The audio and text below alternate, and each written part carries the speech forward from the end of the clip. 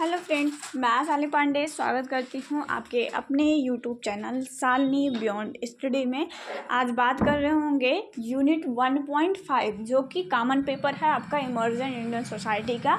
उसी के यूनिट 1.5 पे बात कर रहे होंगे।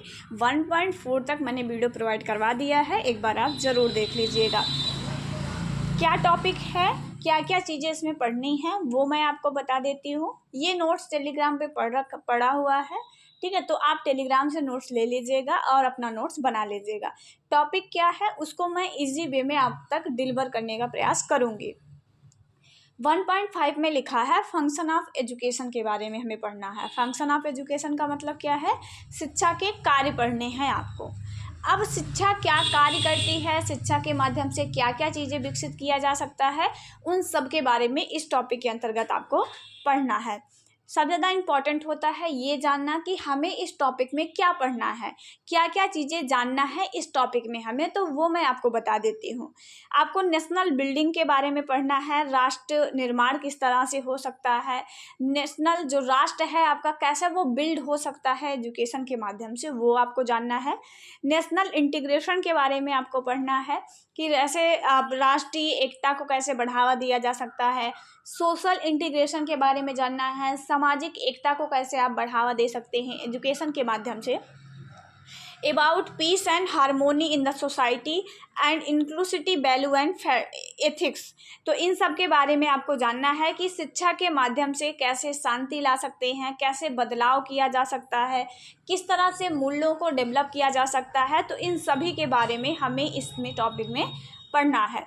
तो यही हमारा मेन टॉपिक है, हमें शिक्षा के कार्य के बारे में जानना है। मैं आपको बता दूं ये लगभग 6-7 पेज का लगभग इसमें लिखा गया है। मैं आपको सारा नहीं समझाऊंगी, इसमें से जो मेन टॉपिक्स हैं, मतलब मेन पॉइंट जो इसमें दिया गया है मैं वो आपको समझा देती हूँ। उसके बाद मैं टेलीग्राम पे सिर्फ 1.5 के वीडियो मतलब 1.5 के PDF आपको भेज दूँगी, तो वहाँ से 1.5 आप लिख लीजिएगा अपने नोट्स में। सबसे पहले राष्ट्र निर्माण में किस तरह से एजुकेशन जो है अपना कार्य करती है, राष्ट्र के निर्माण में शिक्षा का क्या कार्य है वो हम आपको बता देते हैं। तो भारत एक अग्रणी देश है अर्थव्यवस्था बनाने के लिए, एक कह सकते हैं कि विकासशील देश है। और इस विकासशील देश में क्या होता है कि तरह तरह के भारत को आर्थिक रूप से भी सशक्त बनाने के लिए, ठीक है, क्या होता है कि अलग अलग तरह की जो एजुकेशन मतलब जो सिस्टम है, जो योजनाएं हैं वो लाई जाती हैं। जैसे डिजिटल इंडिया हो गया, मेक इन इंडिया जैसे कार्यक्रम हो गए। तो इन सब कार्यक्रमों के माध्यम से क्या किया जाता है, अलग अलग तरह की जो शिक्षा प्रणाली होती है उनको आगे बढ़ाने के लिए ये लाए जाते हैं।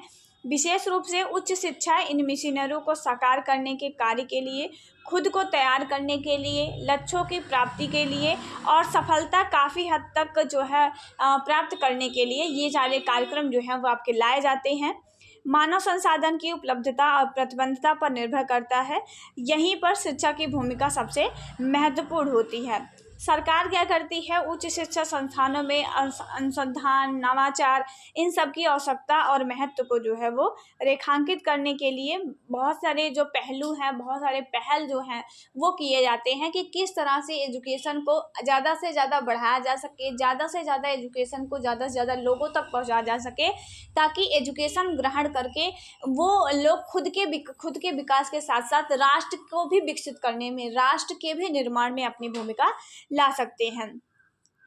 तो यहाँ पे कुछ चीज़ें दी गई हैं वो आप पढ़ लीजिएगा कि 2016 में इसमें 10 निजी और 10 सार्वजनिक विद्यालयों को अगले 10 से 15 वर्ष में विकसित और फैलाने की स्वतंत्रता प्रदान करने के लिए, विश्व स्तरीय बनाने के लिए इंस्टीट्यूट ऑफ एमिनेंस योजना की जो है वो घोषणा जो थी वो की गई थी। इस घोषणा मतलब इसका क्या उद्देश्य था, इस योजना का क्या उद्देश्य था, तो यह योजना जो थी उन संस्थानों को पूर्व शैक्षिक वृत्ति प्रशासन प्रदान करना था, ताकि अंतर्राष्ट्रीय स्तर पर उनकी जो प्रतिस्पर्धात्मक को बढ़ावा जो है वो दिया जा सके। ये जो योजना थी ये वित्तीय सहायता देने के लिए थी। जो भी संस्थान आपके थे, जो भी जिन संस्थानों में वित्तीय मतलब शैक्षणिक कार्य होते हैं, तो ऐसे संस्थानों के माध्यम से वित्तीय कार्य जो कर मतलब ऐसे संस्थानों को वित्तीय सहायता प्रदान करना, ताकि वो अंतर्राष्ट्रीय स्तर और राष्ट्रीय स्तर पर जो है वो प्रतिस्पर्धा, मतलब कि जो है वो एक कंपटीशन लेवल पे भी वो खुद को सशक्त बना सके, खुद को डेवलप कर सके, ताकि वो राष्ट्रीय स्तर अंतर्राष्ट्रीय स्तर पर खुद को तैयार कर सके। उसके बाद राष्ट्रीय एकता के निर्माण में जो एजुकेशन है उसकी एक बहुत महत्वपूर्ण भूमिका जो है वो होती है।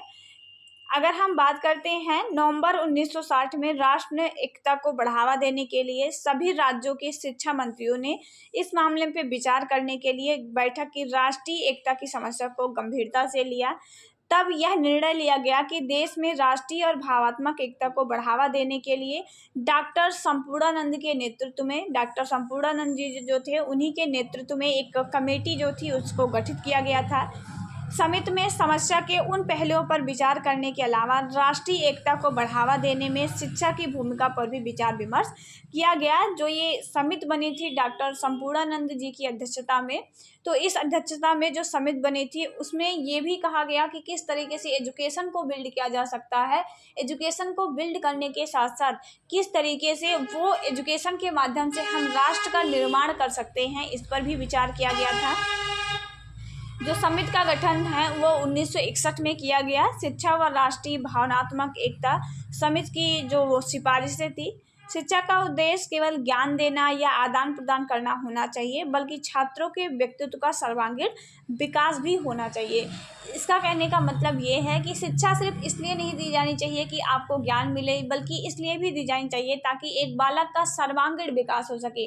बच्चा सिर्फ ज्ञानी ही ना बने, बच्चा उस एजुकेशन को ग्रहण करके अपना ओवरऑल डेवलपमेंट कर सके, अपने विकास के साथ साथ वो राष्ट्र का विकास कर सके। इस तरह की एजुकेशन जो है वो दी जानी चाहिए। शिक्षा के माध्यम से छात्र व्यवहार में त्याग और सहनशीलता के जो गुण हैं वो विकसित होने चाहिए, जिससे राष्ट्रीय एकता की भावना को जो है वो बढ़ावा मिल सके। मतलब बच्चों के अंदर ऐसे गुण विकसित किए जाने चाहिए एजुकेशन के माध्यम से, जिससे वो राष्ट्र के निर्माण में अपनी भूमिका को जो है वो दे सके। चलिए आगे बढ़ते हैं। अब पढ़ेंगे हम नेक्स्ट जो हमारा अगला है, सामाजिक एकता में किस तरह से एजुकेशन जो है वो अपनी भूमिका दे सकती है, वो हम जानेंगे। शिक्षा समाज में व्यक्तियों को एकजुट करती है। शिक्षा के माध्यम से जो समाज है वो शिक्षित होकर के अपने मन के बैर भाव को मिटा करके किसी भी प्रकार से जो है वो एक दूसरे के साथ जुड़ने में एजुकेशन मदद करती है, और उनमें एकता की जो भावना है उसको वो पैदा करती है। अगर शिक्षा का अभाव है, लोगों को जानकारी नहीं रहेगी कि हर इंसान एक जैसा है, हर इंसान के धर्म अपने अपने, उनको सभी को अपने धर्मों को मानने की इजाज़त है, तो इस तरह की एजुकेशन के माध्यम से ही हम इस तरह की भावनाओं को जो है वो डेवलप कर सकते हैं। इसके अभाव में क्या होगा कि उनमें जो है वो बैर भाव की भावना जो होती है, यह व्यक्तियों और समूह को एक दूसरे के साथ सहयोग करने, सामाजिक जीवन के लिए एक सामान्य आधार खोजने में जो है वो मदद करती है। एजुकेशन के माध्यम से हम सहयोग करने, सामाजिक जीवन के लिए जो आधार है हमारा, उस आधार को बनाने में एजुकेशन बहुत महत्वपूर्ण भूमिका जो है वो निभाती है। राष्ट्रों का निर्माण शिक्षा के कारण होता है, क्योंकि यह लोगों को एक संगठित इकाई में जोड़ता है।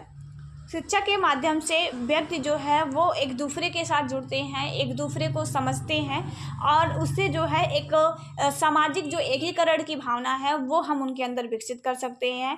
एक समाज में काम करने के लिए उसे प्रज्ञावादी कहा जाता है, और लोगों को विश्वास और मूल्यों के एक सामान्य समूह की जो सदस्यता है वो देनी चाहिए। समाजीकरण, अगर हम बात करते हैं समाजीकरण क्या होता है, तो समाजीकरण एक ऐसी प्रक्रिया होती है, एक ऐसी प्रोसेस होती है समाजीकरण, जो लोगों को उनके आसपास के लोगों के साथ किस तरह से व्यवहार करना है, कैसे वो सामाजिक कौशलों को सीख सकते हैं, उसकी जो प्रोसेस होती है, उसकी जो प्रक्रिया होती है वो आपकी समाजीकरण होती है।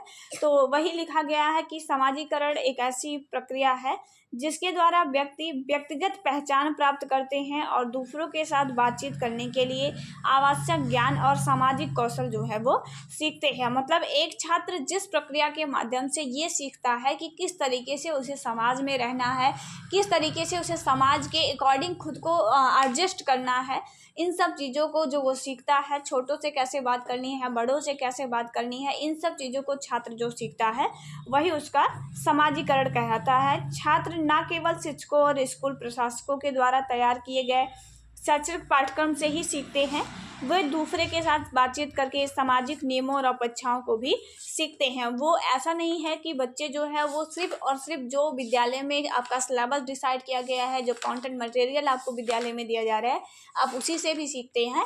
और आप जो है विद्यालय के बाहर भी समाज से जो है वो हम बहुत सारी चीज़ों को सीखते हैं। तो सामाजिक एकता को बढ़ावा देने में जो एजुकेशन है उसकी बहुत महत्वपूर्ण भूमिका जो है वो आपकी होती है। चलिए, मूल्य शिक्षा में किस तरह से एजुकेशन की अपनी महत्वपूर्ण भूमिका होती है वो हम समझते हैं। तो मूल्य शिक्षा का अर्थ है दैनिक जीवन में कौशल, व्यक्तित्व को सभी दौरों को समझना। इसके माध्यम से छात्र जिम्मेदारी, अच्छी या बुरी दिशा में जाने का महत्व, लोकतांत्रिक तरीके से जो है वो जीवन यापन, संस्कृति की समाज, महत्वपूर्ण सोच आदि को समझ सकते हैं। मूल्य शिक्षा, जिसे आप वैल्यू एजुकेशन कहते हैं, वैल्यू एजुकेशन का मतलब ये होता है कि एक ऐसी शिक्षा जिसके माध्यम से बच्चा समझ सके कि क्या सही है, क्या गलत है, अच्छे बुरे की वो पहचान कर सके, खुद को एक अच्छी दिशा में वो ले जा सके, ठीक है, और वो खुद जिम्मेदार बन सके। ये जो एजुकेशन होती है वही आपकी कहलाती है मूल्य शिक्षा। मतलब एक ऐसी एजुकेशन जिसके माध्यम से आप उचित अनुचित के बारे में डिफरेंस कर सके, खुद को एक सही डायरेक्शन में ले जा सके, समाज के नियमों को आप जिस एजुकेशन के माध्यम से मानते हैं वही आपकी कहलाती है वैल्यू एजुकेशन। और मूल्य शिक्षा का मुख्य उद्देश्य होता है अधिक नैतिक और लोकतांत्रिक समाज बनाना। मतलब मूल्य शिक्षा जो होती है उसका मेन पर्पज होता है कि एक नैतिकता से भरे हुए व्यक्ति का निर्माण करना, एक लोकतांत्रिक समाज को आगे बढ़ाना, यही मूल्य शिक्षा का उद्देश्य होता है। मूल्य शिक्षा का क्या महत्व होता है वो हम समझेंगे। मूल्य शिक्षा जिज्ञासा को जागृत करती है, उचित रुचियों, दृष्टिकोणों, मूल्यों और अपने बारे में सोचने और न्याय करने की जो क्षमता है उसका वो विकास करती है। यह सामाजिक और प्राकृतिक एकता को जो है वो बढ़ावा देने में मदद करती है। आपकी मूल्य शिक्षा के माध्यम से हम मन का वैज्ञानिक स्वभाव जो है उसको विकसित करते हैं, सहयोग, सहनशीलता जो है, और लोगों पर जो है उपकार करने की भावना, समूह और जिस समूह या संस्कृति में रह रहे हैं उस समूह और संस्कृति को आगे बढ़ाने की भावना, तो इन सब के माध्यम से जो है हम मूल्य शिक्षा के माध्यम से विकसित कर सकते हैं। अगर हम बात करते हैं तो कैसे हम मूल्य शिक्षा को अधिक प्रभावी बना सकते हैं और शैक्षिक संस्थानों में मूल्य शिक्षा का समावेशन आप कैसे कर सकते हैं, ये हम जानेंगे। तो स्कूल में बच्चे एक छोटे से समाज के सदस्य होते हैं। स्कूल में जो बच्चे होते हैं उनका भी अपना एक समाज होता है। तो अगर मैं समाज को थोड़ा सा डिफ़ाइन करना चाहूँ तो समाज क्या है, तो समाज कुछ ऐसे व्यक्तियों का समूह होता है जिनकी अपनी एक अपना जो है वो कल्चर होता है, ठीक है। तो कोई भी छोटा या बड़ा समूह जो लगभग एक समान सांस्कृतिक जिनका पृष्ठभूमि होता है वो आपकी समाज के अंतर्गत आते हैं, जो उनके नैतिक विकास पर ज़बरदस्त प्रभाव डालते हैं। मतलब कहने का मतलब ये है कि मूल्य शिक्षा के माध्यम से बच्चे की जो नैतिकता का विकास है वो हम कर सकते हैं। शिक्षक स्कूल में छात्रों के लिए रोल मॉडल के लिए कार्य करते हैं और अपने नैतिक व्यवहार को विकसित करने में एक महत्वपूर्ण जो भूमिका है उसको निभाते हैं। स्कूल में छात्र सहपाठी को धोखा देने, झूठ बोलने, चोरी करने एवं दूसरों के लिए गलत विचार करने का जो है वो साहस करते हैं। तो हमें ऐसे नियम बनाने चाहिए ताकि बच्चों को इन क्या चीज़ें सही हैं, क्या गलत हैं, क्या उन्हें करना चाहिए, क्या नहीं करना चाहिए, कैसे उन्हें अपने सहपाठियों के साथ सहयोगपूर्ण तरीके से रहना चाहिए, कैसे उनके अंदर जो है हम सहानुभूति की भावना, समान अनुभूति की भावना हम विकसित कर सकें। तो ये सब चीज़ों के माध्यम से मूल्य शिक्षा इन चीज़ों को विकसित करने में महत्वपूर्ण भूमिका निभाती है। चलिए आगे देखते हैं। अगर स्कूलों के माध्यम से आप मूल्य शिक्षा को कैसे विकसित करेंगे इसके बारे में थोड़ी सी बात कर लेते हैं। तो स्कूल जो है वो समाजीकरण की प्रक्रिया में बुनियादी चरण होता है। बच्चे के समाजीकरण में देखिए, समाजीकरण की दो एजेंसियां होती हैं, मतलब दो ऐसे लोग हैं जो समाजीकरण में महत्वपूर्ण भूमिका निभाते हैं। पहली प्राथमिक एजेंसी जिसे आप कहते हैं तो वो आपकी क्या होती है, वो आपका परिवार होता है प्राथमिक एजेंसी। और वहीं पे अगर बात कर रहे होंगे द्वितीयक एजेंसी क्या होती है समाजीकरण की, तो परिवार पास पड़ोस जो होता है वो प्राथमिक में आता है। परिवार और पास पड़ोस को छोड़ करके बाकी कोई भी वो आपके द्वितीयक समाजीकरण में आते हैं। तो बच्चे की समाजीकरण की जो बुनियाद है वो आपका परिवार होता है, बट उसको बेहतर करना, बच्चे की इस बुनियाद को बेहतर करने में जो महत्वपूर्ण भूमिका निभाता है वो आपका विद्यालय निभाता है। और मूल्य शिक्षा स्कूली स्तर पर होती है, क्योंकि बच्चों को दोस्तों, शिक्षकों, पाठ्यक्रम और विभिन्न पाठ्येतर गतिविधियों से जो है वो अवगत कराया जाता है। तो इन सब के माध्यम से बच्चे के अंदर जो मूल्य शिक्षा है वो विकसित की जाती है। तो ये था आपका 1.5। ये आपका लगभग 6-7 पेज का PDF है, जिसमें से मैंने आपको बस थोड़ा सा समरी बता रखा है इसमें। तो आप इसको पढ़ लीजिएगा और मैं PDF अवेलेबल करवा दूँगी, तो आप वहाँ से नोट्स अपना बना सकते हैं। तो ये था आज का वीडियो पसंद आए तो लाइक, शेयर, सब्सक्राइब करना मत भूलिएगा। मिलेंगे किसी नए वीडियो में आपके यूनिट 2 के साथ। तो तब तक के लिए जय हिंद, वंदे मातरम।